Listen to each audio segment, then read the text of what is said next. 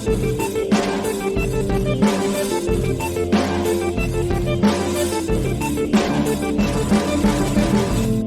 there, welcome to the Carrier's Edge podcast. I'm Jane Jazz Rowie, CEO of Carrier's Edge, and with me as always, Mark Morrell, not CEO of Carrier's Edge. Yeah, the other guy. The other guy.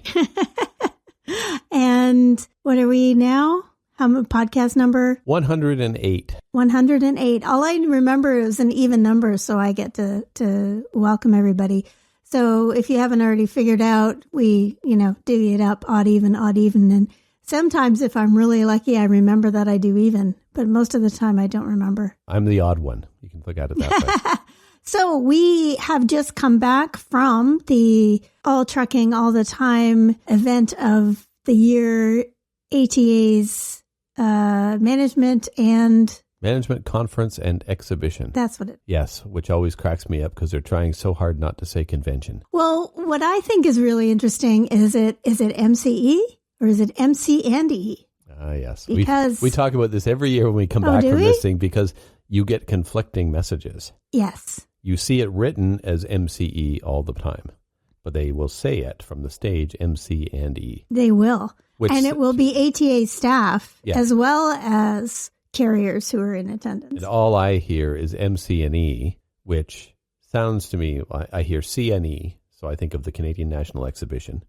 And then I hear MC and E, which to me was a Microsoft certified network engineer. So there's a nerdy tech designation. Do not remember that, but okay. But it was the American Trucking Association's their annual, not their convention, but their annual conference. Yes. And I can never remember what MCE stands for. Management Conference and Exhibition. Okay. Well, that'll be in my brain for the next 10 minutes, but that'll be it. My brain is very finely tuned. I have to basically make room for information all the time. So I'm constantly just basically erasing information I don't need. The information that I store in your head, I can just delete from my head. So you get to, time. Well, we have a very finely tuned shared brain power where you only have one thing, but you are very deep on that one thing. I know everything about the one thing. Yeah. Yesterday's thing, if it was different, no, it's gone. Yeah. Like I said, I have a very efficient brain. New information comes in and then I think about it and come up with all kinds of interesting opinions and I come to conclusions and all of that stuff. And it's wonderful and brilliant. But then it's gone. Yeah. Because if somebody doesn't capture it, it's gone forever. Yeah. So you're the person. Yeah. You're the person who basically writes down everything. Yeah. Or stores it in your head. And my brain is the opposite of yours, where I have a whole bunch of different things that I'm cycling around, but none of them very deep. They're all very surface and sort of shallow because I don't really have the ability to go into something very deep because then the 40 other things would get missed. And I know this stresses you out because you'd like to go deep, but you are forced into shallow. Yeah. I think fondly back to my time when I was on the road as a musician, where I had so few different things to do that I could spend all day on one thing. Did you do that when you were first in tech support? Did you just have one thing that you were fixated on? No, when I was in tech support, I was so busy learning all technology. And my first tech support job at Apple was at a time when they had 200 different products that we had to support. Oh, so it's the same thing. You had to go. I had to very quickly figure out, you did have to go deep sometimes because there would be technical things that were really tricky. But a lot of those got escalated to the tier 2 support. So the frontline people that I was, we just had a million things that we had to support, but only up to a very basic level for each. So that's probably where I started flipping, is figuring out how to do a whole lot of things, but only at a very light level. And I would like to emphasize that support back in the 90s was way different than tech support is now. Yeah. Tech support has become a commodity and not very good. Well, it's not support at all. If you get good support, then that's you've paid a lot of money or you're just really, really lucky. but there is no service and no support for most things. Yeah. Everybody sees it as a call center or a call center that is a cost center. And they see those two things as being negatives. They don't want a call center. They don't want to interact with people. They see it as a cost. They don't see it as a brand builder or a value add or anything else that actually makes the experience better for their customers and leads to more profitability later. So a couple of things that I want to hold on to. Let's go back to the value of actually having good support, a good support system for your product. But I also want to go back to your experience as a technical support expert, or I guess you were just tech support. When Yes. I met you, you were just tech support and I was just training. Mm-hmm. And, the value that you brought was way more like, can you even imagine behaving the way that people do now? You mean the way tech support people do now? Yeah. No. I cannot comprehend that. No, because what we had to do is know all of the products, but also know how people use the products. And when they were having problems, make sure that they got those things solved. And at the time, there was, now after I left Apple and we went over to where we met at SoftArc, it was a product that was mission critical in some places. Like in some situations, the entire business was running off of that platform. So if it was down, the business was down, and it was really a critical thing. So we had to take the time and support them. And we had customers all over the world, and we had reseller partners all over the world. So periodically, it would be 6 p.m. on a Friday night, and I'd be getting a call from somebody who was panicked in a different time zone. In Sweden. Well, yeah. Because was it the Prime Minister's office in Sweden that was using it? Yes, the Swedish Prime Minister's office was using it, and I did actually have a support call from the Prime Minister. After he stepped down, he went to a nonprofit and was also a customer there. So yeah, my brush with greatness, I had a half-hour-long support call with a guy who had recently been the Prime Minister of Sweden. But I remember when you guys were taking calls. I mean, you did not have a script. You kind of answered the questions with as much as you could for every call that came in. It was, okay, what do you, like, you had to know what systems people were running and stuff like that. But it was never I can't help you. It was never like that cutoff that you get now where it's that sort of, no, if it's not working, that's not my problem somehow. Well, towards the end of my time there, they did try implementing a paid support thing, and it did not go well. Oh, no. Where you would have people buying a support ticket, and then you'd solve the problem. But then if they wanted to raise another problem, you had to tell them, no, I can only do one thing with this. You have to go and buy something else. And they were pissed off. Oh, I can imagine. And I would rightly be. so. Yeah. Well, they had been getting free support forever. And all of a sudden, the company decided they wanted to try and monetize support. And they had some outside person come and tell them, hey, you've got support here that is costing you, and you should be recouping that by charging your customers. And it just created so much ill will in the community. And it just, it was awful for the support people. It was awful it was awful for the resellers, awful for the customers. Oh, and at the same time, then they wanted support to start doing sales calls too. So somebody could call I in remember that. So it was a sales call. We could talk to them and answer their questions about what the product does and how to do it in the product.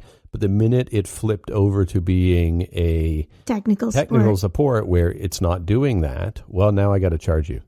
Oh. Did you ever do that? Did you ever actually? I think I was off the phones by then, but I had to listen to other reps, in the room, because we were in one sort of big room where everybody had their desks, and I had to coach people through it and help them. And it was awful. There was times where I had to take escalations because I was the team lead at that point, and when there was difficult situations or people were griping too much, the support rep would pass it on to somebody else, and I had to pick that up, had to have those conversations. And most of the time, I just ended up letting them have it and don't tell anybody, but let's fix this.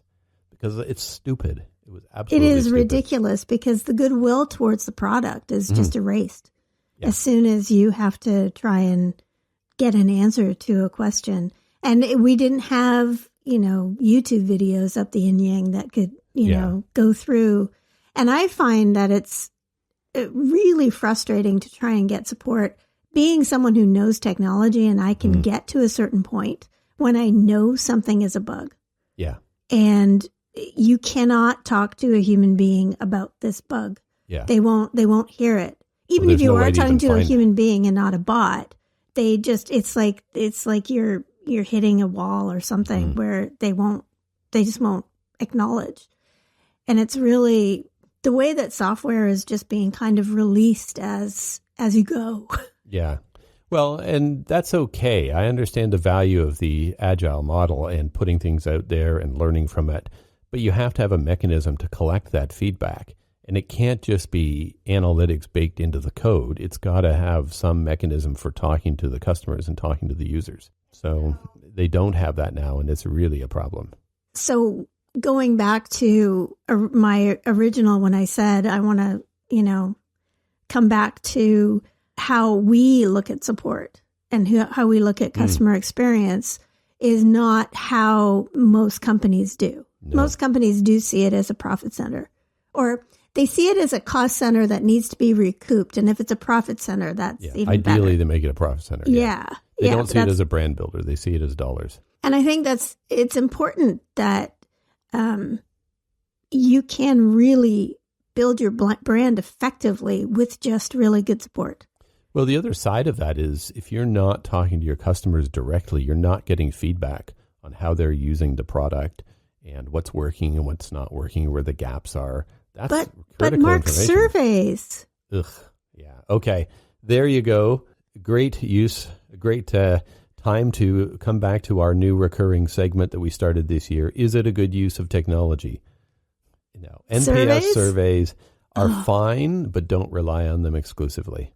Yes. And I think we do this in best, we talk about this in best fleets, but we also talk about in non-best fleets in the real world, in our, our daily lives. I am not, how do I say it? I don't mind taking a survey, but I find that surveys generally don't let me talk about what I want to talk about. Yes, that is an excellent point. I think that the things that I bring up are very good. I think that if I'm going to complain about something, you should listen to it because I'm pretty thoughtful about my complaints. But there's never, you get kind of like you get the, 250 characters to try and explain what happened. And most of the time, it doesn't give you the opportunity, or they're not really asking you the right questions. They kind of give you a rate the service, rate this, but that's not, the food was good and the service was okay, but the place smelled. Yeah. Or something like that. They don't actually offer you the ability to give the feedback you want to give. So I always end up in the other comments. Yeah. And I don't think that, if you talk to people, if you give them a call and say, how do you use our product? What are you doing with it? I noticed that you have this many licenses, but you're using this much of the system. So how is that going? And I think that would be, or if somebody does complain, like actually have a human give them a call back. What I think is very funny is in these products where it's near impossible to get a hold of somebody to actually raise a support issue, the minute that you finish with that issue and the tech closes it, which may not resolve it, but they close the issue, like within seconds, you've got a survey from them. Yeah. How was our support? Your support was terrible. I shouldn't have had to work that hard to get it. And they do that way faster than they actually give you the support. Oh, yeah. And if you have an additional question, you have to do a whole new ticket. Yeah, whole other ticket. And those support reps are off, I think they're incented or they're evaluated quite harshly, because I've had them say, can you give me a good review? And I think that's kind of garbage. People are going to have good days, bad days. But the thing is, if you try and have the cheapest support available, it's going to be bad. Well, if all you do to manage people is through metrics, is through these kind of specific measures, then they don't actually work. I mean, I wrote a blog about it a while ago about how data misleads you. When you focus too much on specific metrics, that's the only thing that people care about, and you end up with all these other gaps. And actually, you have a blog coming out. Oh, yeah. In a week or so. Coming out this week. Yeah, that is the same similar thing, is that, what are you measuring people on? Yeah. So if you are measuring performance, then are you risking safety? Yeah. Like, is the safety going to go down? So it's kind of like this, balancing act. Yeah. Measuring things is fine, but understand that anything you don't measure is going to drop off. And you can't measure everything. So how do you stay on top of it? And how do you figure out what the valuable proposition is? Yeah. The answer ends up being you have to proactively go to people and ask them, which is the same thing like on the support world. You got to have people that are on the phones or at email and actively responding and also getting out there. Like we go out to shows and talk to customers. We go out in the field and we talk to people. I love going to a truck show and having a booth where drivers will come by and tell us how they use the product. Mm-hmm. That's really valuable feedback. Yeah, and you don't get that from forums. Yeah, or a chat bot. Yeah. Those things are a blemish. I don't like how people have tried to replace human beings with AI as a cost-cutting measure. I think if you want to make some money off your product, don't try and monetize everything. Don't try and monetize the human connection. Yeah. Ooh, that's a good one. Don't try and monetize the human connection. That's the name of this podcast, Carly. Unless you have a dating site. Unless you're Tinder. Then you absolutely are. Unless that's expressly your business, don't try and monetize the human connection. Which it's falling on deaf ears that the way of the world is that, you monetize everything and you give nothing away for free. Yeah. Well, right now that when all the tech bros are hurting for cash, yes, we give nothing away for free. But it's very, very interesting trying to follow our erstwhile marketing manager, Lindsay, as she tries to gain access back to her Facebook account. Oh, geez, that's been a nightmare. People are saying, oh, we'll get back to you within 48 hours. Nope. So so lesson to everybody listening, if you turn on two-factor authentication on your Facebook account and it's using your phone, make sure you do not lose that phone because you will be dead in the water. Print out those recovery codes. Yes. Do everything because, Lindsay is like persona non grata in Facebook land, which is a drag because she's doing, Person responsible for our Facebook ads. Yeah. Well, we digressed a little bit from MCE, but we should talk about that. That was my fault. No, that's fine. But MC and E, the ATA event, was a very interesting one this year. Mm-hmm. Big surprise. The attendance was down. And big shock, the theme of the event was that the economy sucks. So for anybody out there who didn't know, the economy sucks in trucking. No. Yes. It's not just you. Yes, that's it. No, it's not just you. Everybody's feeling it. Yes. Yeah. Many people that I normally see there that weren't there. Lots of exhibitors that normally are there that weren't, or people that normally have a larger exhibit, scaled it right down, or didn't exhibit at all, just walked the show. A lot of vendors hurting. Lots of vendors kind of filling in those holes that I think are the one-time only exhibitors. There's always a bunch of those who come in and try it out. Exhibitors who try out at a show, and if they don't immediately get a great response, they don't come back the next year. So there's always a bunch of those, and it was a fairly small. It's been small the last couple of years, the exhibits, but it was still a good show. It was really surprising. Like the people that were there were very engaged, and the people that came by the booth had a lot of questions, were very engaged in what's happening, and we got a lot out of it. Well, we also had an education session, which was my thing. I did it this year, and I had as my guests Bradley from Continental Express, Bradley Gottemuller from Continental Express, and Emery Mills from FTC Transportation. And we had a really good turnout for the session. Yeah. So I have to clarify that for anybody who hasn't been to this event. They have these education sessions at different times. And what's funny is when you walk into the room, they're huge rooms and they're set for like massive audiences. They set it for way more people than ever show up. You know, we've been going to this thing. I guess I've been going to this thing since 2015. And every year it's the same thing. I go into these education sessions and the number of people that they have seats for, like this year, your room had 500 seats. There's never 500 people at an education session. Well, I don't think there's even at a general session. I'm not sure there's 500 people.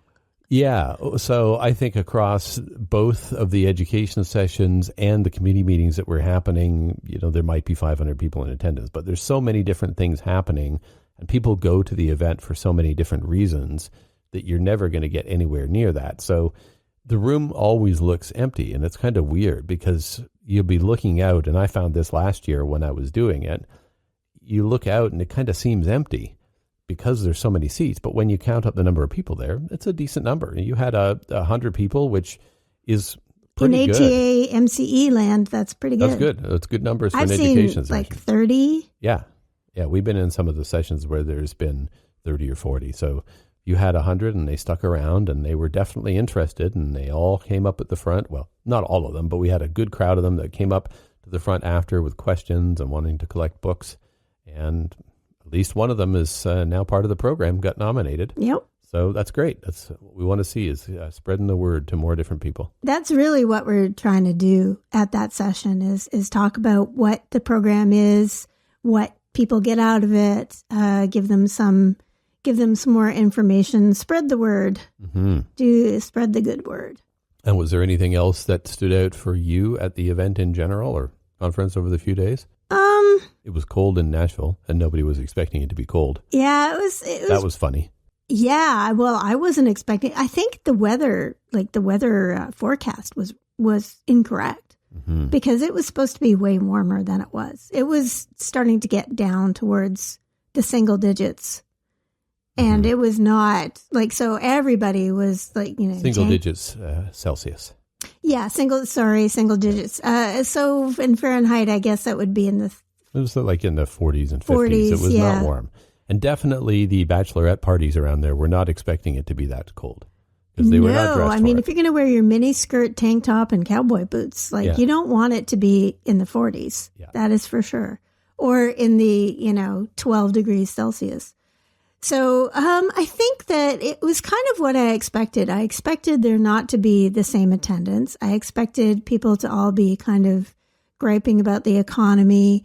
I was interested, Bob Costello's economy, AKA state of the economy. The most optimistic economist in North America. Yeah, he didn't surprise me, or it was basically what I thought. He thinks that the economy is going to get slightly better and go to sort of kind of move to normal, which, yeah.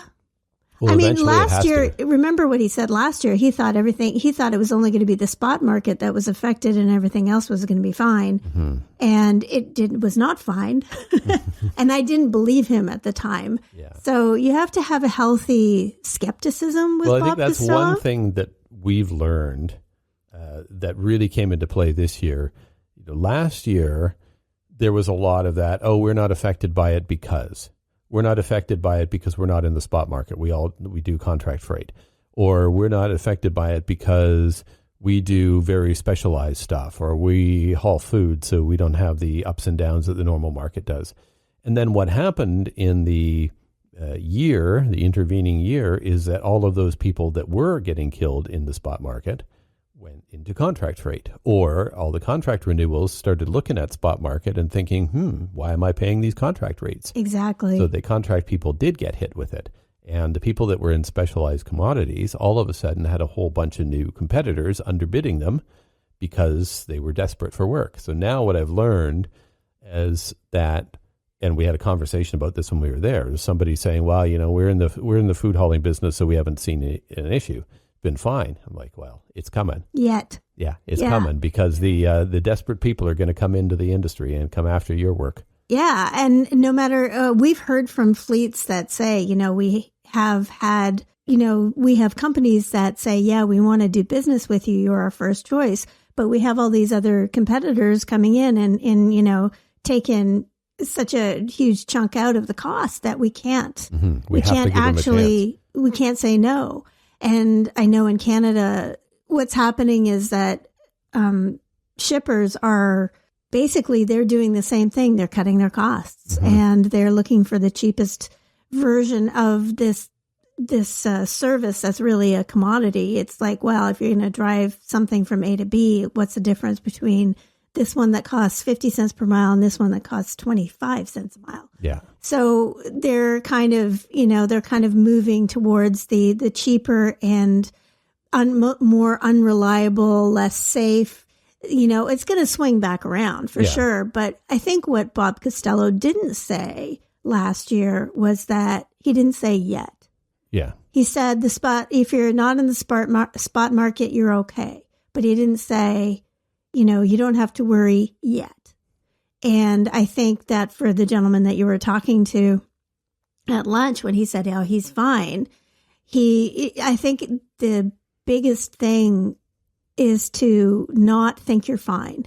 Like, don't sit on your laurels. Always put a time component onto that. Like, you're fine now. Yeah. It hasn't hit us yet. You're fine for the next 3 months, maybe. But things are going to happen. And then it trickles down and it happens to the vendors and the suppliers and including us. And so everybody is just kind of, in the same cesspool. Yeah, I can see a lot of the shippers looking to cut their transportation costs because their costs have gone up in other areas. Oh, yeah. Everybody's costs have gone up. Like their raw materials, their labor costs have gone up. And if they can cut transportation costs, they're certainly going to do it. And I think that's why there's so much infusion of AI and automated systems, because tech is seeing that trucking, the expenses in transportation are getting high. And how do you minimize those? Well, you can do it with tech. If you don't have to have a person, if you can automate it, it's going to be cheaper in the long run. But in the short run, you're going to have to spend money on the tech to do it. So there's that whole, hey, tech can solve your problem. And then not realizing that as you get more and more tech to solve your problem, it actually creates other problems.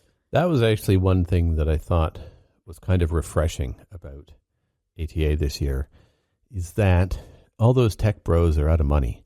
So there was fewer of them at the show. Like there was a period for 3 or 4 years where they were just swarming. Yeah, because they had tons of money and they're putting it into giant booths. They've all scaled back, or some of them have pulled out of trucking altogether. They're not doing some of these large booths that they used to, or they may not even be exhibiting. Sometimes they're just walking the show.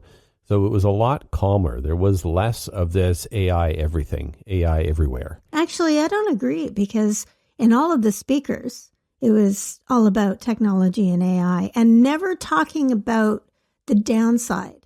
Never talking about the problems of introducing technology. I was thinking more of the exhibits and the vendors that are walking around. There's fewer of those. But we did see, remember we left a general session and somebody handed you a piece of paper that had this, like, you can get AI for all of these different jobs at your company. So you can have AI dispatch, you can have AI safety, you can have there was 5 different. AI customer service, AI controller, like all of those things. It was quite hilarious. But it wasn't a booth. It was a couple of guys handing out one-pagers. So it really has scaled back, and they really looked out of place, and everybody just took it and chucked it. Oh, yeah. I think it was also printed on a little DeskJet printer. Something like that. It was not impressive. It was not a real flyer. So that was calmed down a little bit. Yes, the sessions, there was more talk about AI, and that's coming, I think, from the camera people that are pushing AI cameras, and there's a lot of AI-driven safety kind of stuff. But we've had that for 3 or 4 years. I think since COVID, it's been pretty heavy on that.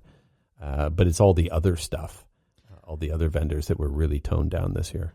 Yeah, I guess I would just prefer not to have to listen to a constant sales pitch. I would like it for them to actually say, this is what it's not good for. Yeah, well, that's the problem there with those education sessions. And again, for anybody listening that goes in the future, the education sessions, they say that they're sponsored by. And what that means is that vendor bought that time. And for sure, they're going to do a sales pitch. They're not supposed to do an overt sales pitch. Some of them are better than others in that regard. They all end up at least subtly promoting their specific product, but often they're pretty overt about it. I've seen education sessions where the speaker, who is supposed to be doing an actual education session, goes on and on about the things that they do that their competitors don't, or the things that their competitors do that they would never consider. Like, dude, it's not a sales pitch. You're not supposed to be up here trashing other people. You're supposed to be giving us value. I think that that's something that if, our listeners take anything out of our conversations is that you can't just, get taken out for dinner by a vendor and think that their product is the thing to use. You have to do your homework, or you're going to be replacing that vendor in 2 years.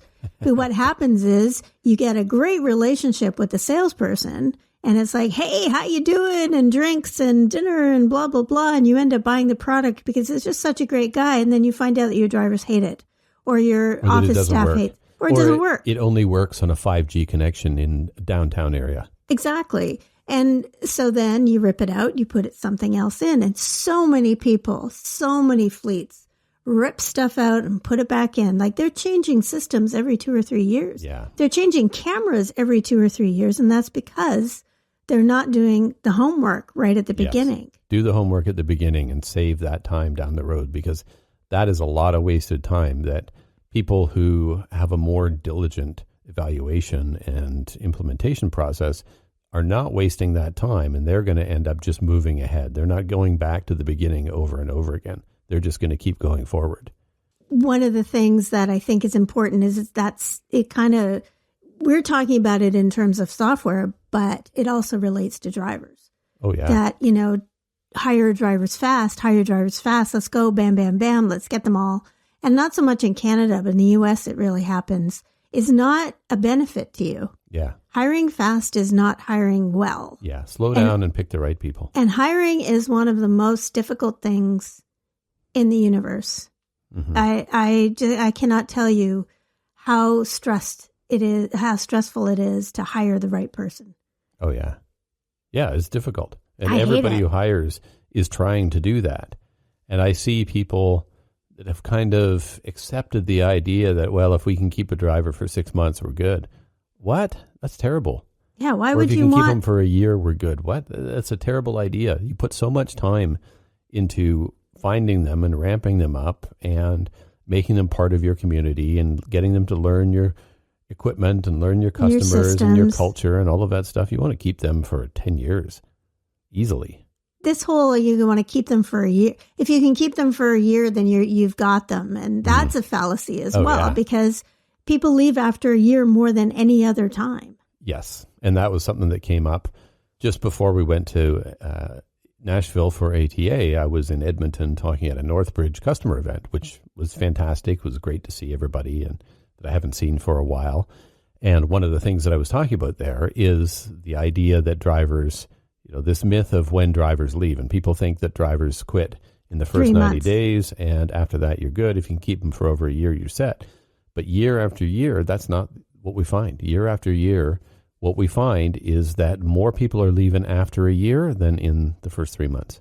And it's not, after a year doesn't mean like anything after a year. It doesn't mean at 1 year. It could be 5 years or 8 years or something, but they've been around for more than a year. So those are people that are finding that they don't have opportunities, that there's nowhere to grow for them, that they're bored, that the work isn't that great. Like there's a lot of different reasons, but it isn't just first 90 days.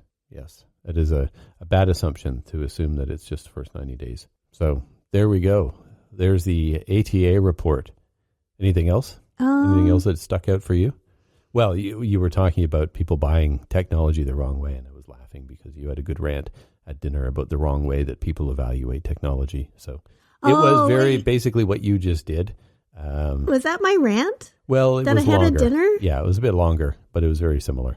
Oh, I think it was because they were talking about TMC. Yes. And technology coming to TMC, and it's, They're talking about software configured trucks. Yes. Which is something that's coming, and they're challenged, recognizing that a lot of their audience is struggling with the concept of some of the technology that we have now. And when you get to a point where the truck itself is defined by software or by a configuration file, that's really hard for people to wrap their head around. And they don't know how to buy it. They don't know how to evaluate it. They don't know how to buy it. They don't know what to do with that. So they're basically just going to find a friend and listen to them, or find a vendor, find a trusted vendor. And then it's going to be the same thing. It's going to be, I got to trash this ELD because it's, FMCSA has outlawed it now. Yep. And, I can't use this camera system because it breaks down every 5 minutes, or just on and on and on with, how people are just pushing technology onto the trucking industry. So, well, it's been like this. I've said this before, that watching the trucking industry evaluate and select software in general, any kind of software, back office software, driver scorecards, training programs, like HR systems, reminds me a lot of the PC industry in the 90s, where people didn't really know how to buy. They didn't know what questions to ask. They didn't know what was good and bad. So they knew to look at price, but they didn't know beyond that what to do. So they get ripped off all over the place. And sometimes it was unscrupulous vendors, and sometimes the vendors didn't really know how to find a fit in the customer either. So they're given the wrong product to the wrong people. And it took a long time for the market to mature to the point where people knew what questions to ask, and all of the kind of weaker products sort of fell by the wayside. And what you're left with now is a PC that you're pretty solid with. Like any PC that you buy that's a major name is probably fine. Like you're not going to have those issues that we used to have in the 90s.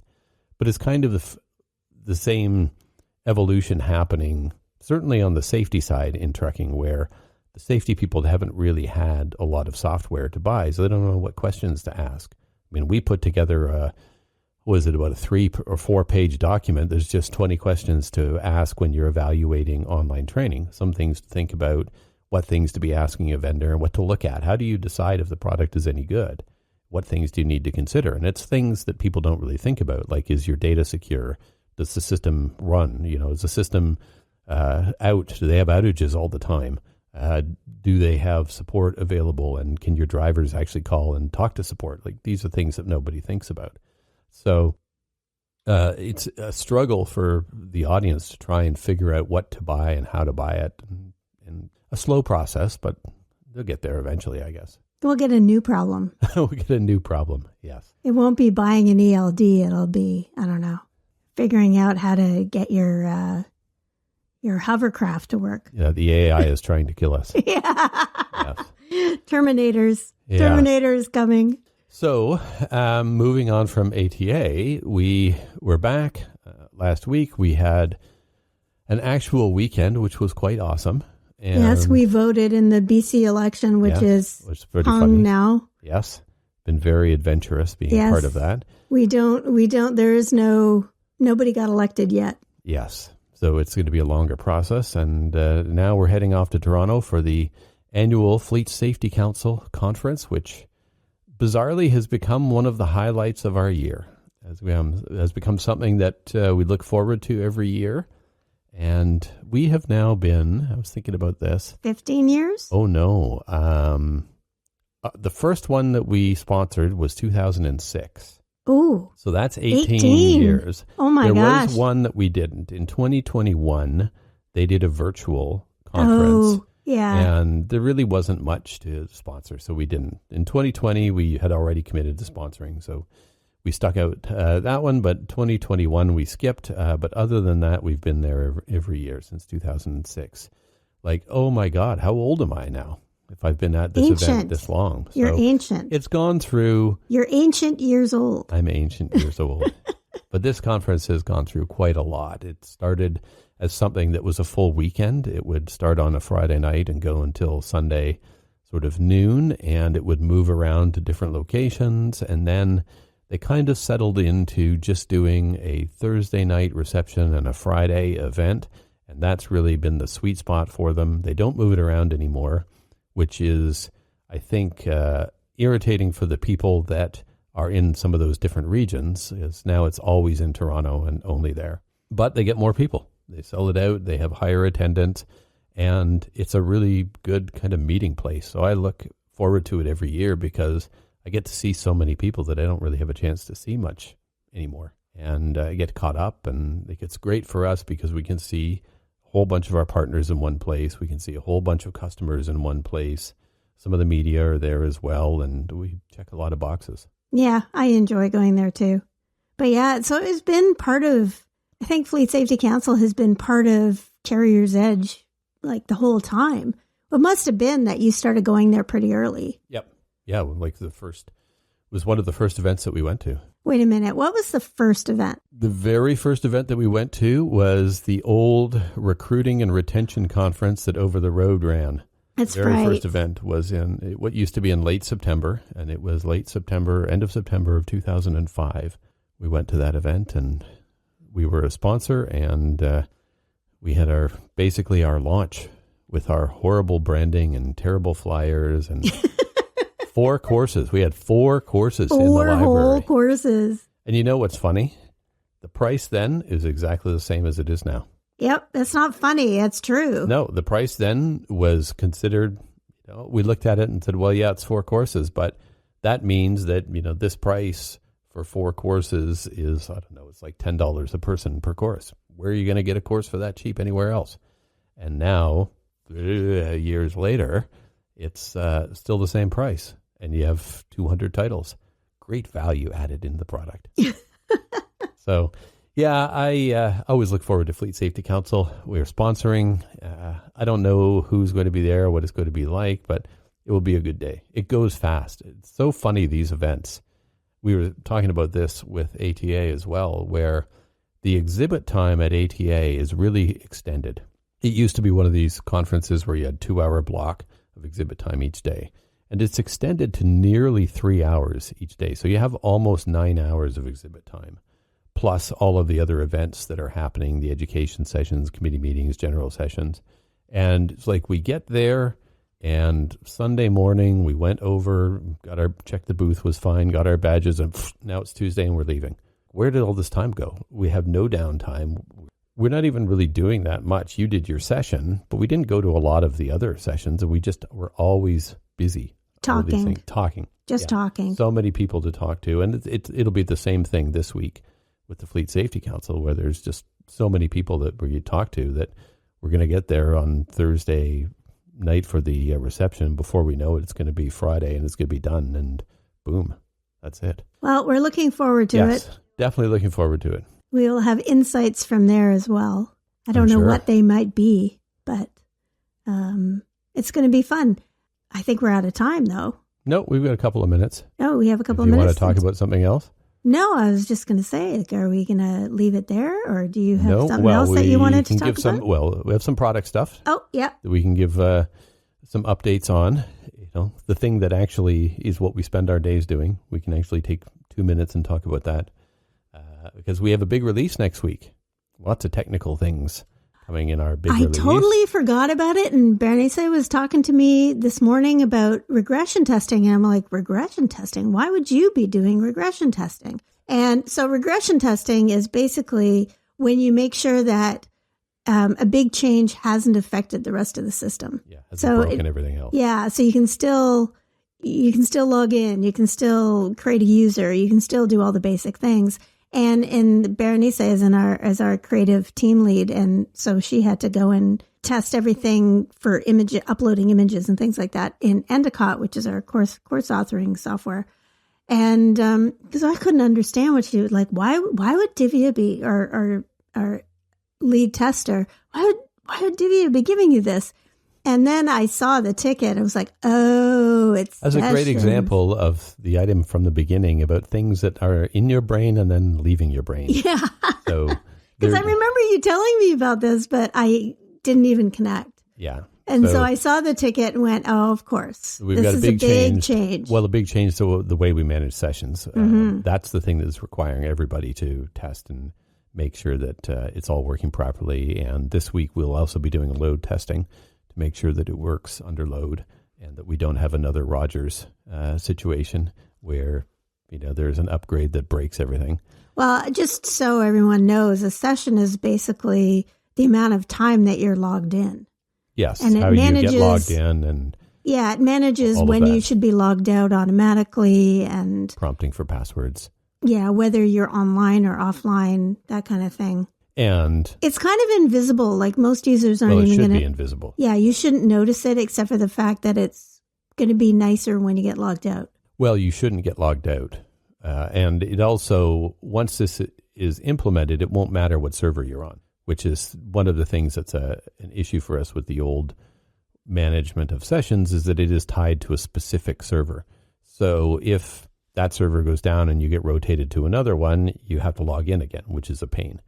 And that causes complications in a bunch of different areas. But if you go to something like LinkedIn or Facebook or some other system, you have no idea what server you're logged into. They may have 200 servers around the country and you don't know which one you're in, and it may bounce around from time to time and you may be on one now and another one 10 minutes from now. That's the way it should be, and your session should come with you. So that's what we're going to be doing with this release, is fixing that so that we can more easily spin up new servers without causing problems and break up the load when we have heavy traffic and things like that. And that's not even the part that I'm most excited about. The part I'm most excited about is redesigning the way we manage selection of courses and assignment of courses. Oh, yes, the selectors. Yeah, so we have an interface for choosing what courses you want to assign to people that looked fabulous in 2014 when we launched it, and over time has looked less and less fabulous, and now it is a nightmare because while that time has passed and the world has explored new interface design ideas, the content team have also been cranking out tons more courses. So we have a lot of things that look kind of similar, and it's way too easy for people to assign the wrong title to people, and we can't have that. So the new selector makes it very easy to see the region that the content applies to, whether it's cross-border or domestic, whether it's a specific regional course. Makes it easy to see what kind of equipment it is, so you can filter for courses with a particular trailer type or a particular audience, like filter by subject, and then do regular searches and things. So it's so much nicer. And two things that I really like on it. One is it adds up the total of all the time that you're assigning, and will tell you, you're about to assign this much content. Are you sure you want to do that? You're about to assign 5 hours of courses to somebody. Do you really want to do that? And the answer should always be no. The second thing is for all of those titles that share content, where you have a refresher course that is pulled from a larger full course, it will keep track of all of that and tell you, you've already assigned this content through this other thing. You don't really need to assign it twice. So you won't have somebody assigning the full course and all the refreshers together. And all the baseline tests. Yeah, that doesn't happen nearly as much, but we still have people that are getting the full course and all the refreshers assigned. And so I'm very happy to see that that's going to get changed.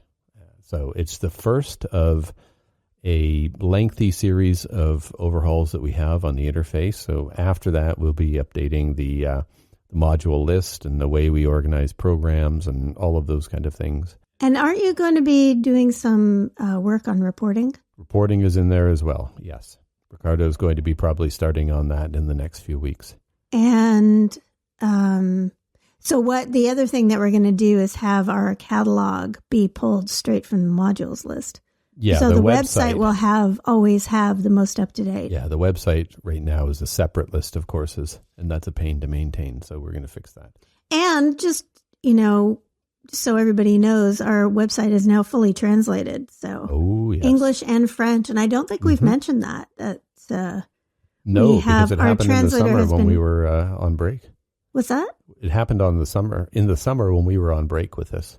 So yes, fully bilingual website. Lots of things happening. So now I think we can wrap it up. Okay.